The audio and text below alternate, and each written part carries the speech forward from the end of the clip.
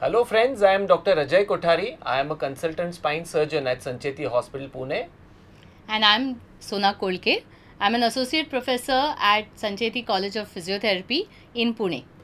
आज हम यहाँ पे एक बहुत इंटरेस्टिंग टॉपिक लेकर आए हैं और उस टॉपिक का नाम है myths and facts in spine, जिसको मराठी में कहते हैं समझ और गैर समझ, और जिसको हिंदी में कहते हैं कि क्या असलियत है और क्या लोगों में गलतफहमी है कि क्या करना चाहिए क्या नहीं करना चाहिए.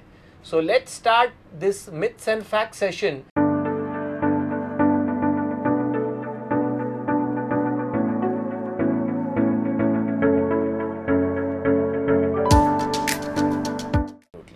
अगला इम्पॉर्टेंट पॉइंट है कि हमने बेल्ट लगाना चाहिए या नहीं. अगर गर्दन के लिए सर्वाइकल कॉलर है, सॉफ्ट सर्वाइकल कॉलर है, हार्ड सर्वाइकल कॉलर है.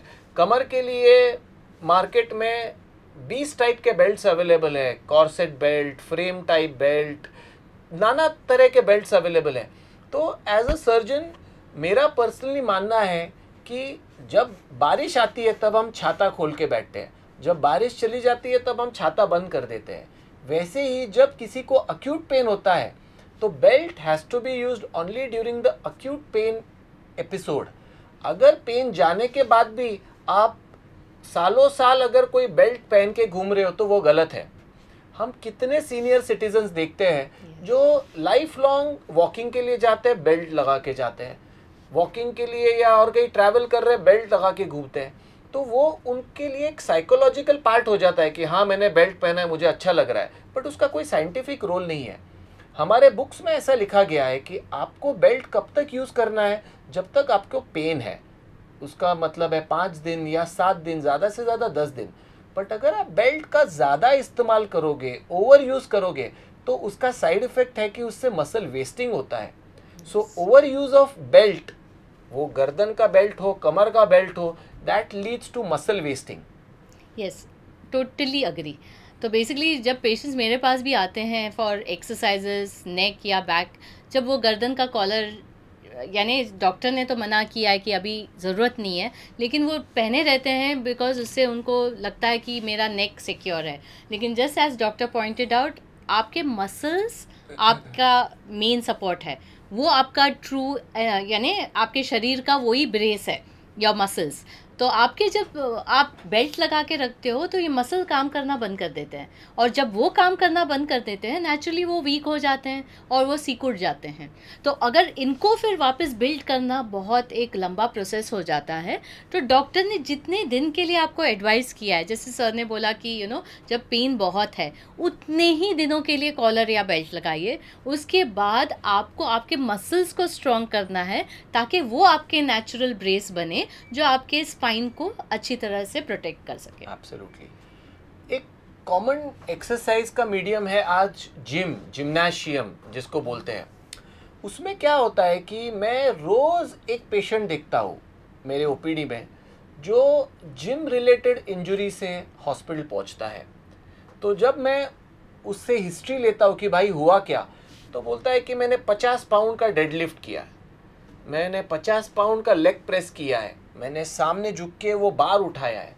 तो मेरा एक ये पर्सनल मानना है कि देखो, we should be Bruce Lee, we should not be Arnold Schwarzenegger. इसका मतलब क्या है कि हमारा बॉडी लीन थिन, चुस्त दुरुस्त और फिट होना ज़रूरी है. हालांकि अगर बड़े बड़े बाइसेप्स, चेस्ट दिखती है उसका मतलब फिटनेस नहीं है. फिटनेस मतलब आपका शरीर मजबूत भी होना चाहिए, फ्लेक्सिबल भी होना चाहिए और एंड्योरेंस भी होना चाहिए कि 12-12 घंटा काम करें. तो होता क्या है कि ये यंगर जनरेशन वेट लिफ्टिंग में बहुत ज़्यादा है. Weight lifting is a good exercise but it has to be done within limits. मेरा हमेशा हर पेशेंट को सजेशन होता है कि आप कम वेट यूज़ करो बट रेपिटेशन ज़्यादा करो. Number 1, you should use your own body weight as counter. जैसे पुलअप्स हो गया, जैसे पुशअप्स हो गया, जैसे सिटअप्स हो गया, तो आप कोई एक्सटर्नल वेट नहीं ले रहे, आपका खुद का body weight is acting as a counter. तो मेरा एक अनुरोध है कि जो लोग जिम करते हैं they should not venture into lifting very heavy weights. मेरा एक अनुरोध है कि उन्होंने बहुत हैवी वेट्स उठाने की ज़रूरत नहीं है फॉर फिटनेस. और डेडलिफ्ट का नाम ही डेडलिफ्ट रखा है क्योंकि आदमी डेड हो जाता है वो करने के बाद, इसीलिए ये डेडलिफ्ट, हेवी लेग प्रेसेस, सामने झुक के कोई 25 पाउंड या 50 पाउंड का बार उठाना, ये नेसेसरी नहीं है, ये फिटनेस नहीं है। आपका मसल का टोनिंग करना है आपको वेट्स के सहारे, तो आप 5 किलो 10 किलो 15 किलो के जो बेसिक वेट्स हैं उससे आपका मसल का टोनिंग कर सकते हो। और ज़्यादा वेट और कम रेपिटेशंस ये गलत है, बट कम वेट और ज़्यादा रेपिटेशंस ये करेक्ट है। मैडम क्या Yes, I agree. In fact, many youngsters, many middle-aged people suddenly आजकल एक्सरसाइज का एक दौर चल रहा है जहाँ पे सबको अपने बॉडी बनानी है ये, and as sir actually pointed out and sir as I think outlined वो सब पॉइंट्स बोल ही दिए हैं सर ने। But one thing I would like to say is exercise building is always a very gradual process. वो आप जो भी एक्सरसाइज में वेट्स उठाते हो it has to be very gradually increase. ये नहीं कि आज मैंने 10 किलो तो कल मुझे 15 किलो, नहीं, it has to go through a very step wise format. और आपका अगर जिम में ट्रेनर है या if there is anyone to guide you, please do it under guidance, because खुद ब खुद आज मैंने इतना उठा लिया, चलो मेरे फ्रेंड उठा रहा है तो मैं भी उठा लूँगा, बहुत ही गलत बात है। In fact as sir pointed out उनके पास रोज़ एक केस आता है, so you know this is very harmful. तो इससे बचे, and specially once we get into a age जहाँ हम 30s या 40s में हैं, तो ये केयर हमको बहुत ज़्यादा लेना पड़ेगा। Because suddenly when one day we want to become fit, we join the gym and we want to weights उठाना है, हमको हमारे डोले बढ़ाने हैं या कुछ भी, तो इसमें सिर्फ ध्यान रखिए कि हमारी बॉडी तैयार है क्या।